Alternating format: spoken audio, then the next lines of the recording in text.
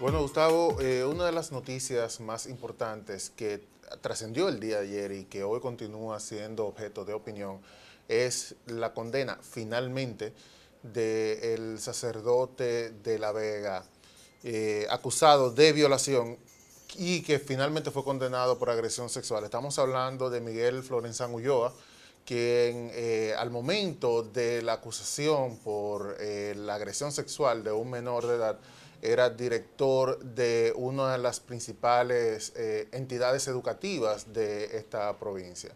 Finalmente fue condenado a 10 años por agresión sexual y no por violación, que era la intención inicial del Ministerio Público y también de la parte acusadora, dígase del lado de la víctima. Finalmente los jueces del tribunal que condenaron a Florenzán dijeron que no se probó, no se pudo probar por parte del Ministerio Público que ocurrió una violación sexual, sino que sí se verificó, se confirmó que hubo agresión sexual. Este es un caso que llama mucho la atención porque involucra primero a un sacerdote de la Iglesia Católica y segundo porque se trata de una persona que debido a su posición en La Vega y a la entidad educativa en la cual pertenecía, que era su director al momento, se trata de un círculo clase media alta y que por ende toca la fibra más sensitiva de las personas de este conglomerado. Desde luego, la situación que se da con este caso es una persona en una situación de poder, que es el director de una escuela, además sacerdote, pues agrede de esta forma a un estudiante menor de edad, lo cual es lamentable que se sigan presentando casos, pero por lo menos es positivo que finalmente hubo justicia. Bueno, sí, hay que felicitar a esa familia que no se doblegó, a la madre, al joven que tuvo la valentía de dar su testimonio. Sí, que al momento ya es mayor de edad, tiene Ahora es 22 mayor de años, edad, pero sí. todo ese trauma lo guardó ese tiempo, porque hay que decir que aquí hay un triple abuso. Primero, lo que tú dices, la condición de una persona que tiene autoridad sobre un menor de edad, sobre un niño. Esa es la primera condición. Profesor, su director. La otra es la autoridad que se supone moral y el abuso de confianza, porque es un religioso, una sí. familia de fe que confía en que ese supuesto pastor de almas va a proteger a quienes están, a quienes él acompaña, ¿verdad? O pastorea, como dicen, de la grey de una iglesia. Y mira lo que hace. Y el otro hecho es gravoso por demás, de que a este joven se le mantuvo todo ese tiempo. O sea, fue una pelea porque hubo mucha resistencia de la congregación y si no es porque esa familia, esa madre, valientemente se emplea a fondo. Y bueno que contó con Carlos Salcedo, el doctor Carlos Salcedo como abogado, con un excelente abogado, y que llevaron este caso hasta el final. Ahí es un tecnicismo, un asunto de si es agresión y no violación. Óigame, que una persona adulta le ponga una trampa a un menor porque fue que lo llevaba, estaban de viaje, entonces lo encierran en una habitación. Si eso no es violación, yo no sé qué otra cosa es violación. Bueno. Para agredirlo sexualmente, o sea. Entonces, por lo menos se ha logrado esta condena. Esperemos que si van a otra instancia sea ratificada la pena. Además del pago de las costas judiciales, la iglesia o esa congregación y el colegio tendrán que pagar una indemnización que asciende, me parece que a 15 millones, o 10 por un lado y 5 por el otro, algo así, o exacto. 5 y 15. Y también a la víctima tendrá que hacerlo. Sí, eso es muy poco, eso es nada. Claro, no hay dinero que pueda que pague componer ese la vida trauma, de este ese joven. problema. Eso le servirá a esa familia, bueno, primero para pagar los servicios legales y además todo lo que ellos han tenido que gastar, invertir, contratando psicólogos, psiquiatras, porque eso es un trauma muy terrible. Mencionaste algo que es una parte dolorosísima de todo este caso y es justamente la familia. La madre de este joven, de 22 años actualmente, en varias entrevistas que se dio a los medios de comunicación, daba cuenta de la cantidad de presión que sufría para que el caso fuera abandonado. Ella contó que en un momento él estaba en Estados Unidos y mandaron allá a un amigo, compañero de promoción, a presionar inclusive amenazando a los que iban a hacer hacer una campaña diciendo que él era gay y que entonces para no avergonzarlo en público, pues, no dejar eso así. ¿Tú sabes lo que es eso? No, y que también se ofreció dinero para que eso quedara en el olvido. No hay dinero que pague esa situación. No, Ya claro hay un que trauma no. que sufrió siendo menor de edad que lo va a perseguir por el resto de su Se tendrá vida. que vivir con bajo tratamiento y un poco tratando de hacer catarsis de esa situación que no es fácil, Exacto. ¿verdad? De manera que qué bueno que se haya logrado esta No, condena. y con respecto a la víctima, mira, hay una situación con esto. Yo mencionaba hace un momentito que se trata de un estrato social, clase media alta, y en esos casos muchas veces se ve cuando hay una situación de abuso, donde la familia prefiere no tocar el tema, guardar silencio, por una situación a veces hasta de vergüenza. Y eso, Hay lo una único, presión hay social una muy presión fuerte. social, claro. Entonces, hay varias cosas en este caso, principalmente porque se trata de un joven, un adolescente, varón. También eso agrega otro ingrediente a todo esto, porque hay un estigma que rodea al varón. El varón no es violado. Y así muchas personas lo entienden. Sí, es un mito, un mito del machismo, porque a Claro, un varón le puede ocurrir. le puede ocurrir a cualquier persona. Entonces, lo Exacto. principal en esto es, los padres fundamentalmente, las estadísticas lo dicen, los principales casos de violación, de agresión sexual, ocurren con personas de confianza. Personas ¿Qué cercanas. ocurre con esto? Principalmente, los padres deben tener mucho cuidado con quienes rodean a sus hijos. Que sea sacerdote no quiere decir que sea un agresor sexual o que vaya a ser víctima tu hijo o tu hija de una agresión sexual. Lo importante es tener la precaución, ver, hablar con los niños, confiar en la educación que uno le debe decirle, mira, nadie te puede tocar, nadie te puede insinuar, principalmente si se trata de un adulto. Y eso es muy delicado y hay que tenerlo siempre en cuenta. No queremos con esto, y que así quede claro, decir que los sacerdotes son personas que pueden agredir a un niño o a una niña sexualmente. No es eso.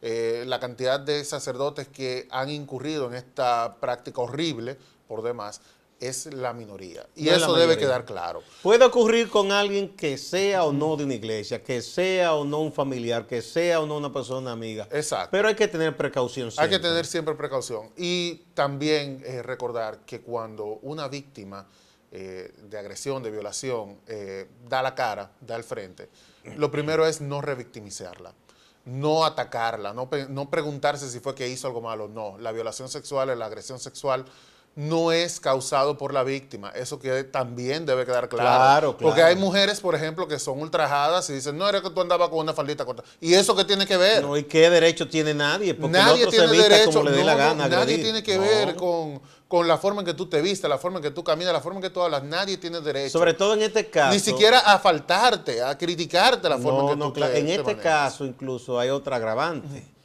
que ocurre también con niñas cuando supuestamente tienen una relación con adultos. No hay relación. No es relación, eso es violación. Es una violación. O sea, el menor de edad no está en condición de decidir esas cosas. Entonces es engatusado, engañado o forzado por un adulto que es un perverso. Bueno, y mira, no es enfermo, es perverso. sobre eso tenemos un caso sumamente reciente y dolorosísimo también, que es la muerte de la niña Emily, 16 años, en Sabana Perdida. La matan de 3 disparos y lamentablemente la forma en la que se refieren al victimario es como su pareja. Podría ser su pareja ante la aprobación social del entorno, pero no deja de ser violación. Ese es un abusador.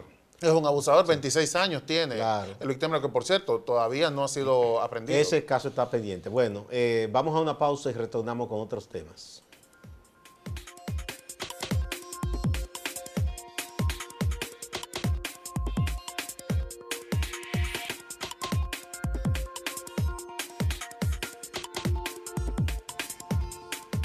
La Junta Central Electoral acaba de suscribir un acuerdo con la organización,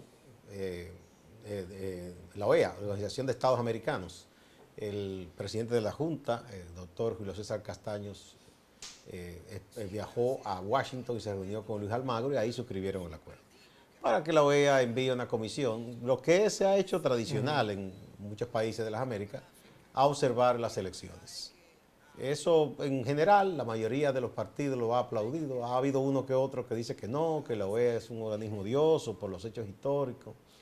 Bueno, lo otro es, habrá que esperar entonces que los, los observadores dominicanos como forman entidades como Participación Ciudadana también sean invitados a esa observación y las organizaciones de partidos y de órganos electorales del continente también. Yo creo que mientras más se observe un proceso, mejor. No debe ocultarse nada y ojalá también que pronto se pongan de acuerdo respecto al asunto de la auditoría, ¿verdad?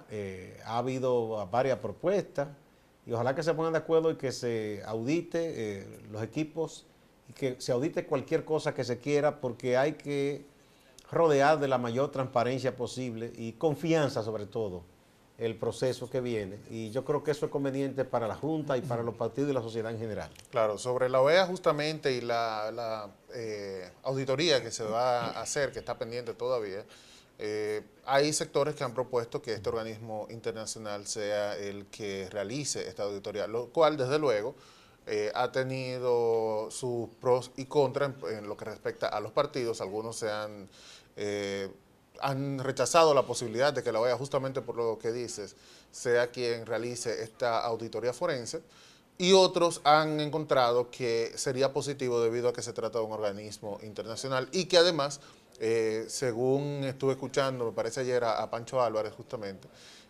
tendría la posibilidad de hacerlo con dinero de la organización, lo cual al Estado Dominicano le ahorraría un monto, claro, le convendría en ese sentido. El Frente Amplio, uno de los partidos que estuvo opuesto a que la OEA haga esta auditoría, propuso a que lo hagan técnicos de la UAS. Yo creo que podría hacerse una especie de comisión entre uno y otro. Ellos proponen técnicos de la UAS, del ITLA, exacto. Dicen también de Naciones Unidas. Naciones Unidas, claro. No que a su entendimiento, en el caso de Naciones Unidas, tendría mejor aceptación en el país.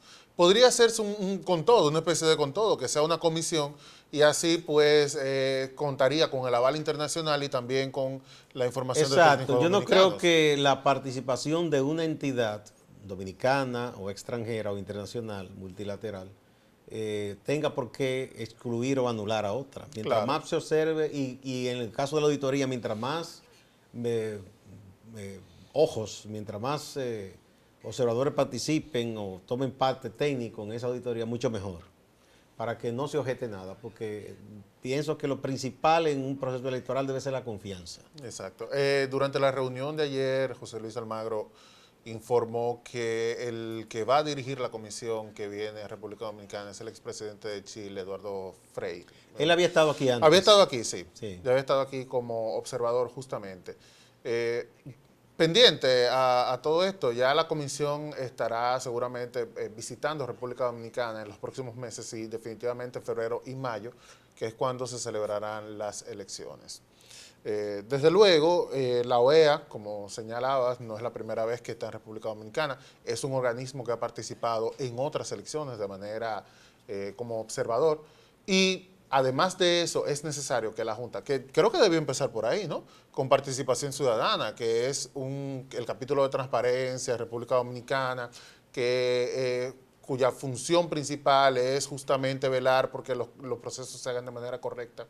Creo que debió empezar por ahí, ya confirmando que tal vez pienso yo que como tradicionalmente Participación hace esas labores y finalmente siempre va a ser acreditada y participa. Sí, pero mucho cacao que tienen que pedir Participación Ciudadana para que se la acredite. Porque hay gente siempre que tiene como renuencia.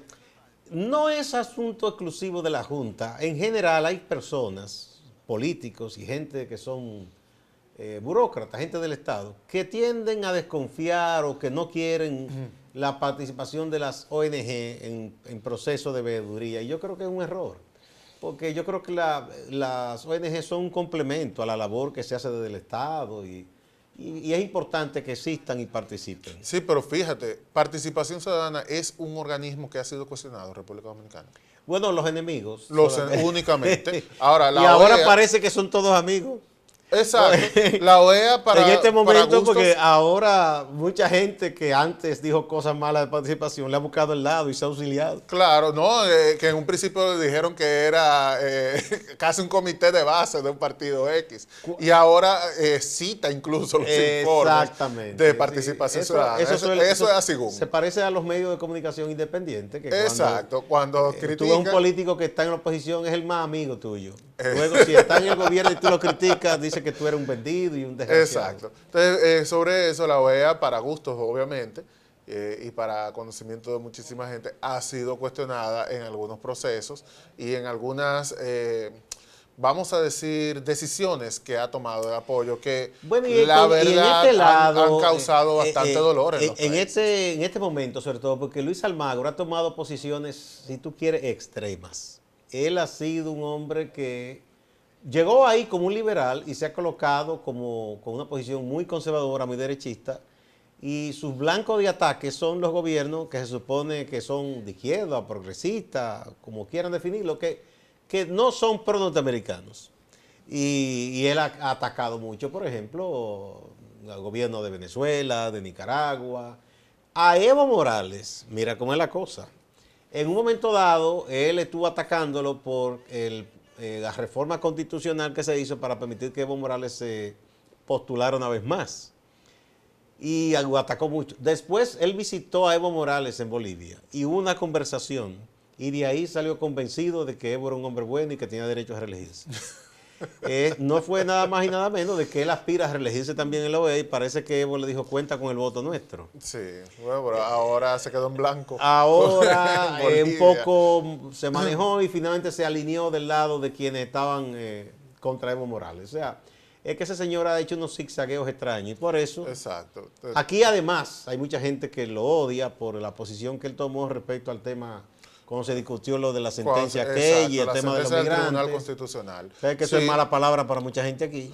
Sí, y mira que estamos hablando de eso principalmente una cuestión de derechos humanos, porque no le gusta que se diga, pero aquí hubo apatría con esa sentencia. Es que hay gente que no entiende eso. Cuando se trata de otros, porque cuando son ellos, si están de migrantes en otro país, entonces reclaman todo eso que les quieren negar a los demás.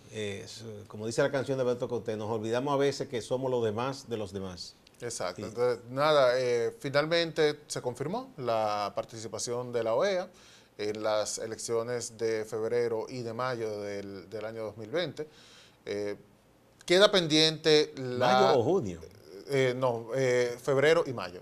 Mayo. Febrero de y año, mayo. bien. Exacto. Hay que confirmar ya que era lo que señalábamos, la participación de la OEA en la auditoría, que está pendiente después de la renuncia de Deloitte. Sí. Hay que ver. Bueno, tenemos que irnos, pero antes hay que decir que se está comentando mucho en el mundillo político algo que ocurrió en el colegio Lux Mundi. Ese colegio, como muchas otras entidades educativas, con motivo de que ayer se conmemoró el Día Internacional de la No Violencia hacia las Mujeres, en honor a las hermanas Mirabal a nivel mundial.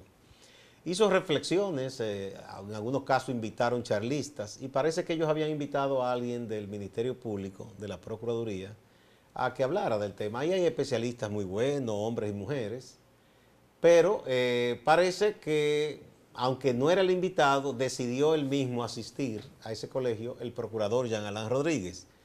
Y parece que un grupo de muchachos, no lo hicieron sentir bien, le dijeron algunas cosas muy duras, algunas críticas. ¿Qué le dijeron?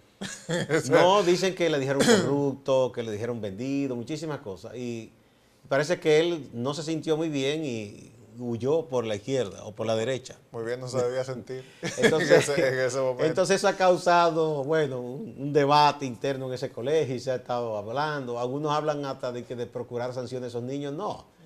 Si son muchachos, niños o adolescentes, joven es así, es irreverente, dice cosas, quizás no fue lo más elegante porque era invitado, pero también qué figura pública debe acostumbrarse a que puede escuchar muchas críticas muy duras a veces en lugares públicos sobre todo, entonces no debe tampoco ser muy ñoño, como dice la gente con eso. Sí, pero principalmente ocurre con figuras públicas que son cuestionadas. Que son cuestionadas. Así es. Eso es la parte importante. Bueno, de todo pues eso. ya lo saben, no solo ocurre en el estadio, ocurre también en los colegios, en visitas a escuelas. Vamos a una pausa.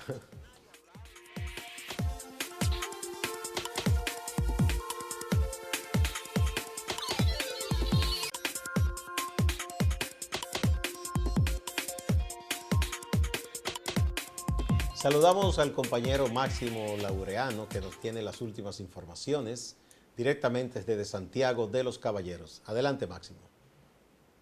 Buen día, saludos, gracias. Bueno, ya ustedes adelantaron con muchos detalles el caso del sacerdote en La Vega, que fue condenado a 10 años de prisión. Hay muy pocos detalles que ustedes han dejado fuera, y entonces vamos a pasar al tema siguiente. Hay un caso, mataron a un general, a un coronel retirado de la policía aquí en Santiago, en el barrio Valle Verde. Ese es un barrio que es un apéndice del sector de Gurabo, en la parte norte de Santiago. La policía ha informado que ya ha apresado a algunas personas y que está haciendo algunas entrevistas en relación a este tema, a este caso. Se cree que pudo haber sido un atraco porque el coronel retirado fue muerto en su casa, o sea, fue atacado en su residencia. Por eso la policía ha dado algunos detalles preliminares y se entiende que pudo haber sido un atraco. Pero están pendientes algunas averiguaciones más sobre este caso. El coronel retirado que resultó muerto es Juan Bautista Cruz Olivo. Juan Bautista Cruz Olivo. Hablemos de este caso. Hace unos años, en la gestión de Gilberto Cerulle, en ese populismo de empezar a construir y a reconstruir algunos locales, sobre todo cuando decidió buscar la reelección, inició la reconstrucción del Hospital de Atención Primaria, una policlínica en el sector La Joya de Santiago. Entonces, eso fue dejado abandonado. Nadie da una explicación. Cuando usted le pregunta a la actual gestión, no consigue que se le diga algo convincente acerca de esta obra. Esas son las imágenes del lugar, ¿verdad? Del Sí, centro. sí, esas imágenes son las imágenes del local donde estaba la policlínica que se empezó a reconstruir creo que en el último año de gestión de Gilberto Cerulle. ¿Y qué hay ahí ¿Qué ahora, ha pasado Máximo? entonces? ¿Qué hay ahí ahora mismo? No, ese es el local perdido, lleno de No, maleza. Bueno, ahí está gobierna la abandonado. maleza, ese Está abandonado. Sí, sí, está totalmente abandonado. Entonces, la policlínica está funcionando en un local de la Junta de Vecinos, pero no es lo más adecuado donde está funcionando. Entonces, de todas maneras, ahí hay una inversión que tienen que explicar qué pasó, porque ya ahí se empezó a construir. Se ve así ahora como que no hay nada por el tiempo, pero ahí se empezó la reconstrucción, porque la idea era como hacer más amplio y más cómodo el centro, que es una policlínica, lo que se Máximo, de atención esta primaria. historia usted la va a trabajar también como reportaje, ¿verdad? Sí, esa historia, porque además hay otros locales Sí. que dejaron a media en la gestión. Bueno, de Gilberto Cerulle. tenemos que irnos, Una Máximo. vergüenza Nos eso. están cortando acá. Vamos a dar continuidad a ese tema a través del portal y mañana también. Eso es importante porque muchas inversiones a veces en los municipios y en el Estado en general se pierden porque viene una gestión y no hay continuidad de Estado, no hay continuidad de lo que hizo la anterior administración. Bueno, muchas gracias, Máximo. Y a ustedes, amigas y amigos.